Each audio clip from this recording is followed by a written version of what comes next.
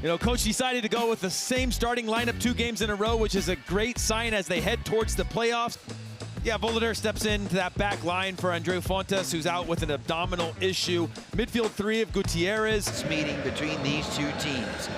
The whistle from Ted Unkel, and we're underway here just outside of Salt Lake City. Heath Pierce, Mark Rogandino, and the rest of our MLS Season Pass team here on Apple TV. Would like to see this team finish in one of those coveted top 4 spots now that they've punched their ticket and confirmed into the MLS Cup playoffs. Dangerous there from Justin Glad. A bad touch from Glad. Tommy sneaks through, and you see the grab around the arm there. Definitely a foul. Yes, it looked like a foul from Justin Glad with the tug of the left hand. But from an RSL perspective, it is outside the area, but could he be the last man? He would definitely be the last man in that situation there, and you start to look and you think maybe there's a little bit of a... Here's the indication. And it looks like going to the back pocket. That's the end of the night for Justin Glad. Sporting Kansas City, one of the best teams in the league since April in terms of scoring in the first 15 minutes. And Real Salt Lake, especially at home, generally starts slow. It'll be Tommy, the German midfielder, just outside the area, driving it in, and it's 1-0. It's a dream start for Sporting Kansas City.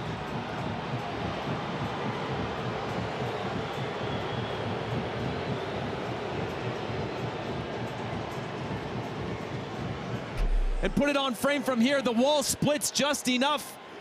They turn to the side. You see this gap here. And Tommy, what would have hit the wall if the wall held its integrity, opens up and parts like the Red Sea, giving him the perfect gap to slot that one in. And at that point, Zach MacMath has no opportunity to react. He's expecting the wall to do their job. Since taking the lead, obviously the extra man advantage contributes to that. And Denbei on the overlap, out in front, and it is 2! Johnny Russell joins the party. He scored against RSL back in July, and he does it again tonight. 2-0 for the visitors. In behind the back line, and that's the pass you're looking for. And Russell doesn't have to be perfect, just redirects it, uses the energy of the pass to just make clean contact towards the back post. You see this redirection, just clean, composed, doesn't try to overstrike it, and just a professional finish in this one. Or a player that's not feeling great and putting themselves at risk is certainly one of them. And there is the halftime whistle from Ted Unkel in these opening 15-20 minutes. As Shallowy streaks in down that far side, he's gotten in behind. Good ball back out to the top of the 18. Initial ball not dealt with. And the left-footed shot from Russell goes right at Zach MacMath. And again, Rogo, you look at these gaps between the team. Real Salt Lake are sending a lot of numbers forward up to that front line, and there needs to be a recognition of, are we playing direct, are we playing short? Up and over the top, maybe a chance for Gomez to pull one back. Gomez, big-time save from Tim Melia. His true and only test tonight. Shallowy, great turn, plays it into space. And Denbei trying to turn the corner, contact inside the area, and a point to the spot. From bad to worse on the night for Real Salt Lake. I mean, look at this first touch just to take off the angle of Silva. You see him accelerate. Now take that angle away, and you see that forearm come up from Silva, just trying to catch him. I mean, that is just a phenomenal first touch to change the angle of the play, force Silva to have to commit to try to making a play, because now he's got a little bit of that edge on him. It's Alan Pulido who will step to the spot to try and make it 3. Big save, but the follow-up is in the back of the net. A microcosm of the night for RSL as it's all going right for Sporting Kansas City.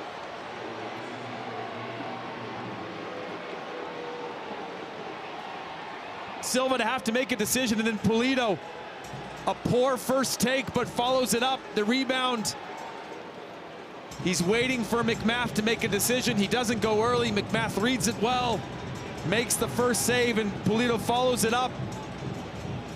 And unfortunately, MacMath unable to clear the danger, to come back and make a huge, huge save.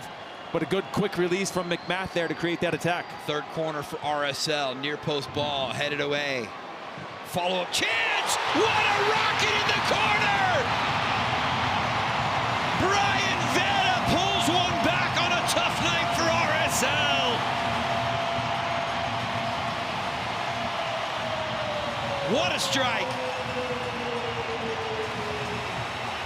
Some spaces in the stadium.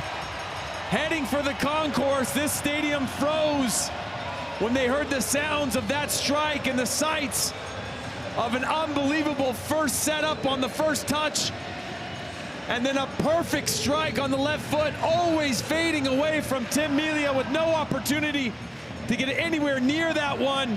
But it makes you wonder, even in the first half, could they put a little bit more pressure on Sporting Kansas City? Could they try to disrupt a little bit?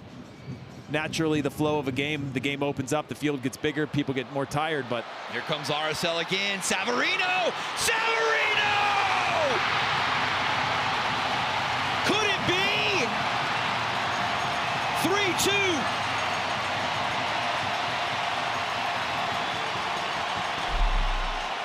Another direct play ball, Sporting Kansas City asleep at the wheel. Savarino follows it, gets to it first, brings the ball down, and has the composure and confidence to slot that one home. 3-2, just a few moments to go. Head straight back to the half line for kickoff. Motioning as well, everyone forward. It's got to be the last couple of seconds here. Chang with the ball, headed, but off the mark. And that just about does it. And Ted Unkel confirms the final whistle.